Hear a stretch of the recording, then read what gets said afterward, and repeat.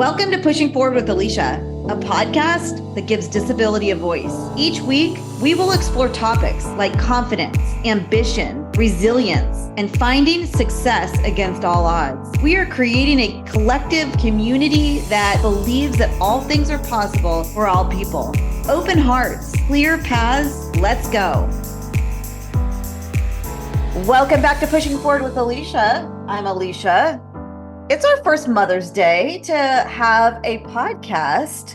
I invited Marty. Hey, everyone. We thought we would come together and fire off some questions to each other about our mom and celebrate them and their memories. Yeah, we love our moms. First question, you ready? I am. Let's go. Right. Marty, who was your mom? My mom, her name is Peggy, and she was born in Idaho. She was the eldest child of her family. Her mother was a farmer's daughter, and her father was the eldest son of a well-to-do family in Missouri. Her father was a traveling salesman. Her family relocated to Southern California, the San Gabriel Valley, early on in her adolescent years. She would become the valedictorian of her high school, and she was very intelligent. She was accepted into Loyola Marymount, an all-girls school in Whittier, California, but her life would change when she became pregnant out of high school and set her on a track of being a lifelong mother. She would have 9 children, 1 miscarriage, and I'm her only son. Beautiful. Tell us a little bit about your mom. My mom, her name was Marsha. My mom passed away when I was 7 years old, so the memories that I have are few, to be honest, but I do have a lot of memories through stories that others have shared with me. My mom grew up in Ohio and then moved to Southern California with her family. She was Swedish and Hungarian. So she had bright blonde hair and super tan skin and was really beautiful and had lots of style. Like her fashion style was super cute. She was one of 3 children, the youngest. She went to school to be a dental hygienist. And she, with that work, helped put my dad through law school. She was really proud to be our mom. And from what I hear of all of the stories of her life, of the people that knew her in the past, she was very sweet, very loving, very kind, and just somebody that you wanted to be around. She was the love of my dad's life. The first time he saw her, she was floating down the river on an inner tube, and he spotted her bright blonde hair and said that was going to be his wife one day. My mom, she did pass away when she was 32. We were really young too. I was only 7. So she's always been in my heart, but I had a very small time on earth with her. I wish I would have met Marsha. She always looks like a beautiful lady in the pictures, as you said, and she had an amazing story.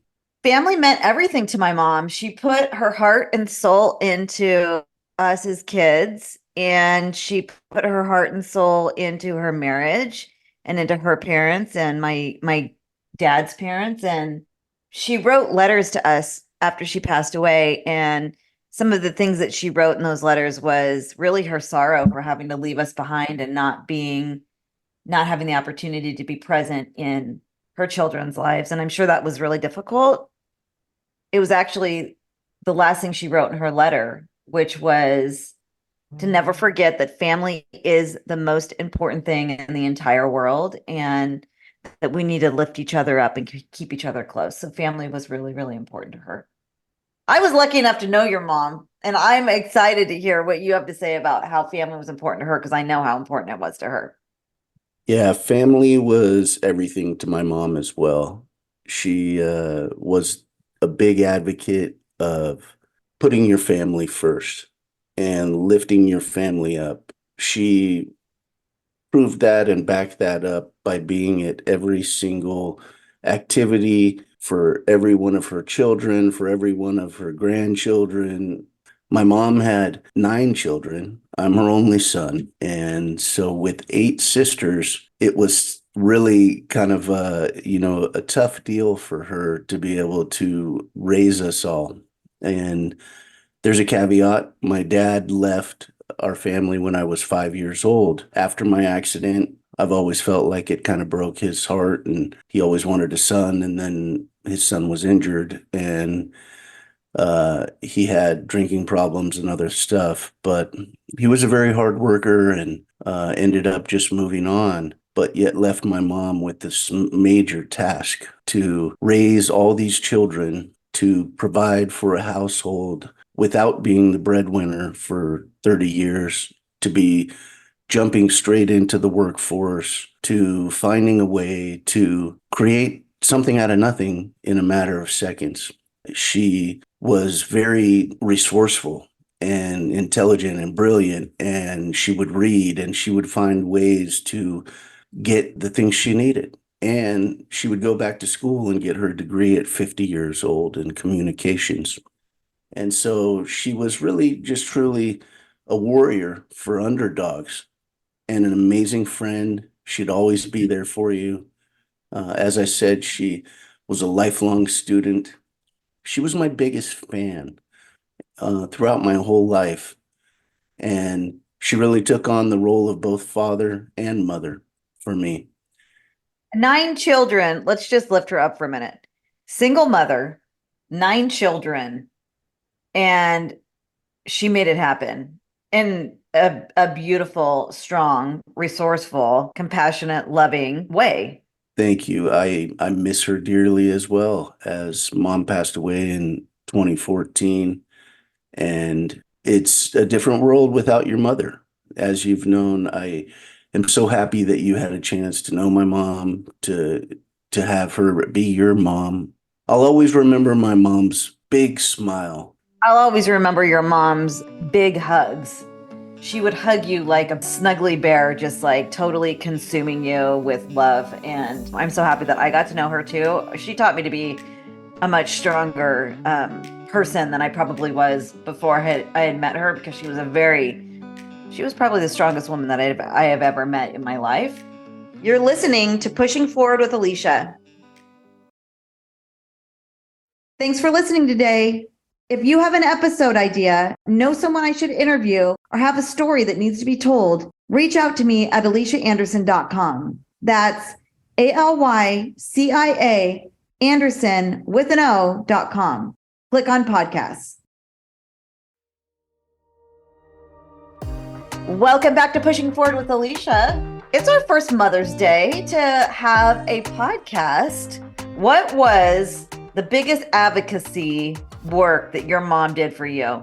Yeah, the list could go on and on and on, truly. But I would say that my mom stepped up and was the biggest advocacy work she did for me was when it came to my health. And I nearly died several times in my life. And the first was when I fell out of a car, and I spent 2 years in a body cast. She would continue the work of making sure that I had braces and was able to walk every single day of my life. And she had some very tough moments. I had gangrene at the age of 13, and I had nowhere else to go. I was treating it myself. I was thinking I was tired of doctors. And I laid down in my mom's bed when I had enough and I couldn't do it anymore. She found me in her bed, and she was like, she saw this horrible wound that I had and had to rush me into the hospital and explain to the doctors how she had no idea that this was happening. And over and over and over again, my mom stood up and stepped up and was there for me. Another one of the huge pieces of advocacy was just standing up for her only son in a gaggle of so many girls. But my mom was always just allowed me to be me, and always had a special place in her heart for me in my family. She pushed you to be integrated in activities and sports. You got to play kickball and softball and sports and little league. Yeah. And every single one of those things was a major fight. And every single one of those things was the first time that was happening. Yeah. Every single one of those times I wanted to do something, and my mom made sure that I could. She used her voice of advocacy really from day one when they scooped you up off of that street that when you fell out of the car and started advocating for you loud to save your life. And I think she saved your life many times. So, share a little bit of the advocacy work that your mom did. When I was born, the doctors told my parents that my life was not going to be sustainable, that if I did survive my disability and all of the surgeries that I need, I would not have a life that was really worth living. And the suggestion to my parents when I was born was to put me in a hospital. It's kind of an institutionalized setting where I was not expected to make it. And my mom in those moments knew that the decisions that were being made for me in that moment and in that path were being led by nothing but unknowns and assumptions, which in that moment for my mom, she said no.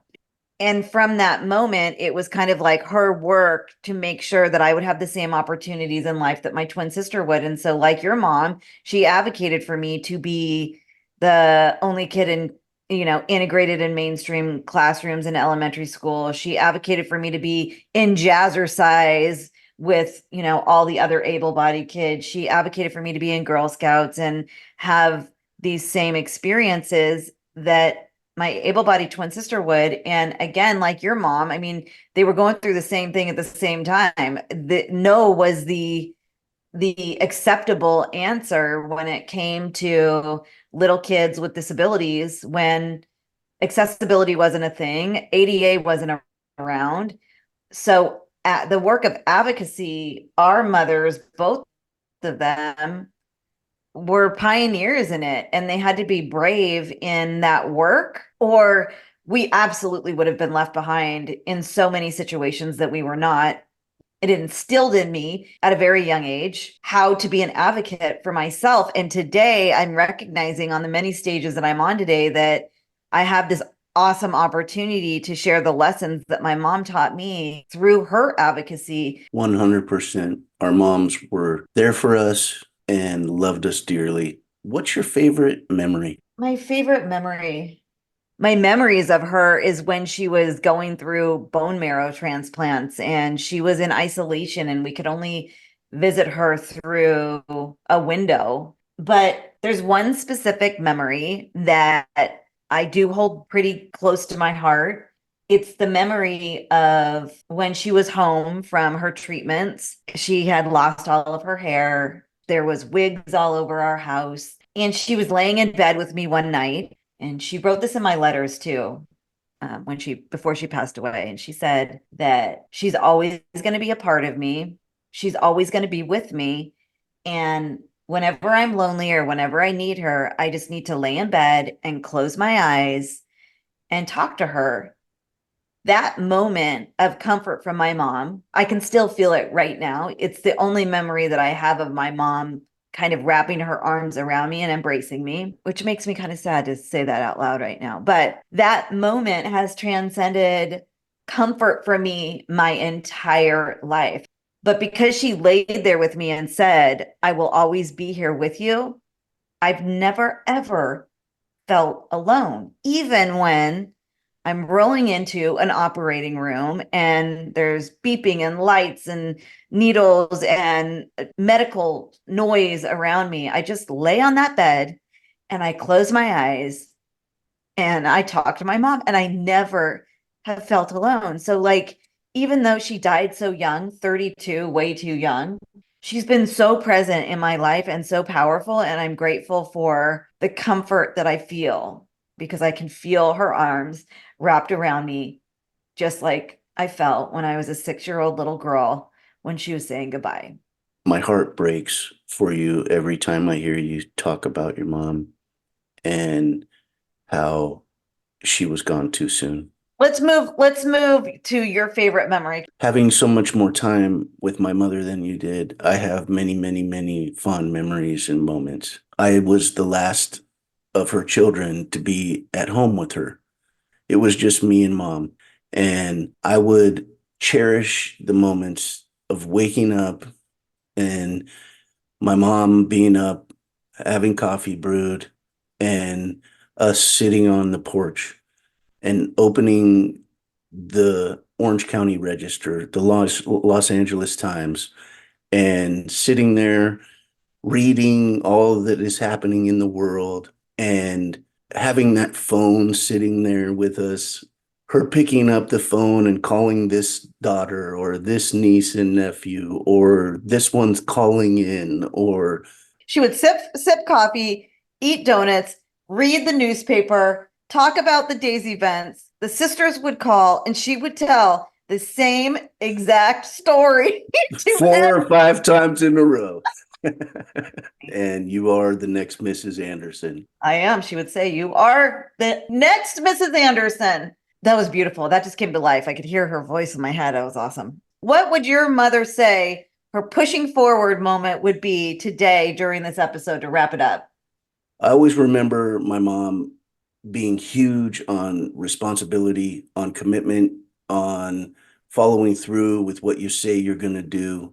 So I think that for my mom's pushing forward moment today, it would be always think about what you promise you're going to do and be sure that you can fulfill that promise. My mom's pushing forward moment for the day, I believe, would be, and I've said it once already, that family's the most important thing in the entire world, and we need to hold each other tight while we have one another. Our first Mother's Day episode done. We did it. It's like bringing them a bouquet of flowers and their favorite breakfast and giving them that big warm hug and kiss and saying, "Thank you for being my mother. We love you." Some Mother's Days I don't really feel like celebrating it, to be honest. So I think this was a really beautiful way to lift our mothers up, remember them, cherish them, say thank you to them for everything that they did for us. And I know they're shining down, super proud of everything that we're doing together. You've been listening to Pushing Forward with Alycia, and that is how we roll. Yeah, it is. Happy Mother's Day to all the mothers out there. We'll see you next time.